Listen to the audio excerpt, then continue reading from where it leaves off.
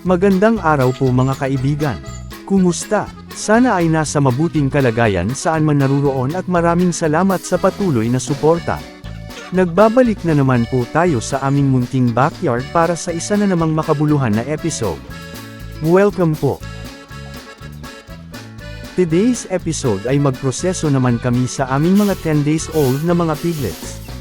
Magbibigay po kami ng B-complex vitamins sa lahat at castration sa mga lalaki. Nakapaglinis na rin ng kulungan para mabawasan ang mga bakterya at maiiwasan ang impeksyon dahil magtatamo sila ng mga sugat. Marunong na silang kumain ng booster at napakahalaga ng B-complex para mas ganahan silang kumain.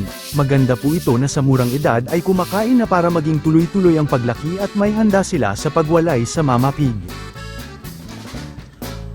Isasabay na rin po namin ang castration. Ang castration ay maaaring gawin sa ika-3 araw hanggang sa ika-14 days. Depende na po sa mga nag-aalaga kung kailan nila isasagawa ang proseso. Dati ay nasa 14 days kami dahil ito po ang madalas at sabay sa iron vitamins, pero ngayon ay sa ika-10 days na para manageable pa ang mga piglets at mabilis din ang paghilom ng mga sugat kapag mas bata pa. Para isang stress na lang at isabay na sa pag-inject ng B-complex. 4 na araw simula ngayon ay magbibigay uli ng second dose na iron dahil ang unang dose ay noong 3 days old sila. Nakikita po natin na marunong na silang kumain at uminom.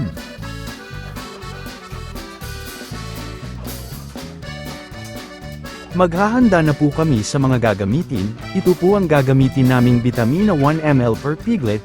Maaari naman ng ibang brands basta ay B-complex vitamins. Magtanong lang sa AgriVet Supplies sa inyong lugar.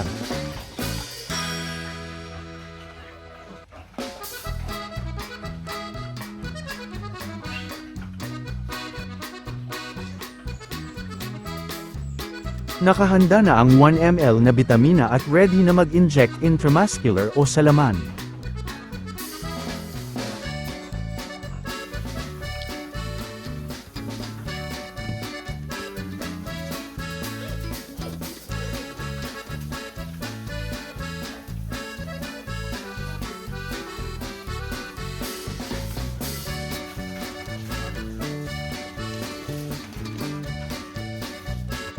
Let's begin.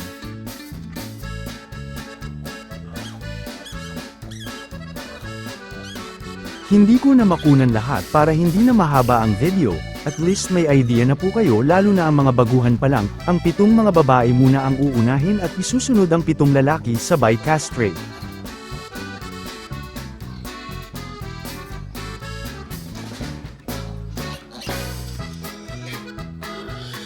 Ngayon ay ang mga lalaki naman at hinahanda na ang ibang gamit. Mukhang barado yata ang sprayer ng iodine kaya papalitan na muna. Saglit lang po.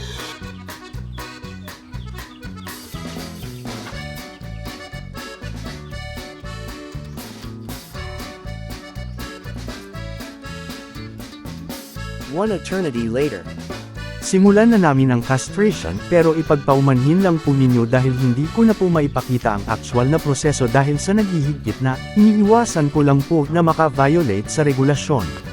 May ilalagay po akong video link sa description kung paano po ito ginagawa sa aming pamamaraan. Sana ay mapanood at maraming salamat sa inyong pag-intindi. A few moments later. Tapos na po ang castration. Pasensya pong muli at salamat sa pag-intindi. Pasintabi po, ito po ang mga nakuhang itlog ng mga lalaki. Ginagawa po pala ang castration para maalis ang mapanghi o malansang amoy ng karne. Medyo na-stress ang mga bull inggit at nawala yata ang pagiging makukulit nila. Hayaan lang muna natin silang makapagpahinga at mabilis lang silang makarecover. Ang inyong natunghayan ay based lamang po sa aming pamamaraan at experiences bilang backyard raiser. Maaaring hindi angkop ang aming pamamaraan sa ibang mga nag-aalaga. Hanggang dito na lamang po ang ating episode at sana ay inyong nagustuhan. Maraming salamat sa inyong panunood. Happy farming at mabuhay tayong lahat!